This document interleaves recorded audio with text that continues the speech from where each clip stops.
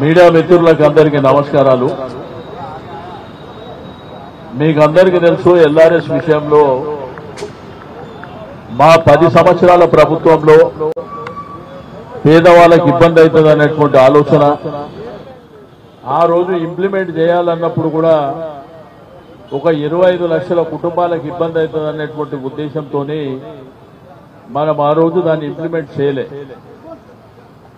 But ఆ రోజు Congress party అడ్డగోలుగా హామీలు ఇచ్చింది. ఒక్క ఎల్ఆర్ఎస్ఏ కాదు, మీకు ఫార్మాసిటీ విషయంలో కానీ మెట్రో విషయంలో కానీ చాలా అంటే అలవిగానే హామీలన్నీ ఆ రోజు ఇచ్చింది మీకు అందరికీ తెలుసు.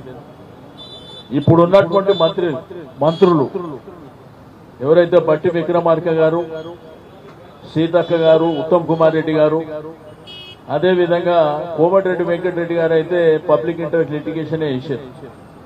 వీళ్ళు అటు కోర్టులో వేసినటువంటి మీరు ఆగండి, నో ఎల్ఆర్ఎస్ నో బీఆర్ఎస్, మేము ఫ్రీగా రిజిస్ట్రేషన్ చేస్తామని చెప్పారు. ఆ వీడియోస్ కూడా మీ లైబ్రరీలో ఉన్నాయి.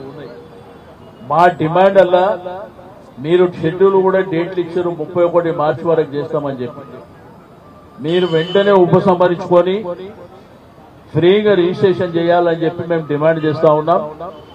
ఇటువంటి ధర్నాలు ప్రజల్ని చైతన్యవంతం చేసి మీ మీద ఒత్తిడి తెస్తాం. అవసరం అనుకుంటే లీగల్ గా ఫైట్ చేస్తాం. ఎట్టి పరిస్థితుల్లో ఫ్రీగా రిజిస్ట్రేషన్ వరకు చేసే వరకు వదిలిపెట్టే సమస్యనే లేదని చెప్పి నేను ఈ సందర్భంగా తెలియజేస్తా ఉన్నాను.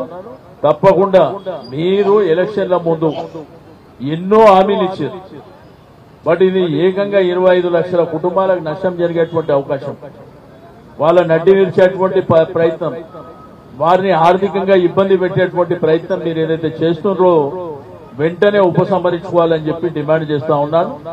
తప్పకుండా మరి ప్రభుత్వం పునరాలోచన చేసి నేను గౌరవ ముఖ్యమంత్రి గారు రేవంత్ రెడ్డి గారికి కూడా విజ్ఞప్తి చేస్తున్నా, మీరు వెంటనే ఉపసంహరించుకొని పేదవాళ్లకు ఫ్రీగా రిజిస్ట్రేషన్, అది మీ ఎన్నికల కమిట్మెంట్ మీరు చేయవలసిందిగా డిమాండ్ చేస్తా ఉన్నాం. Thank you.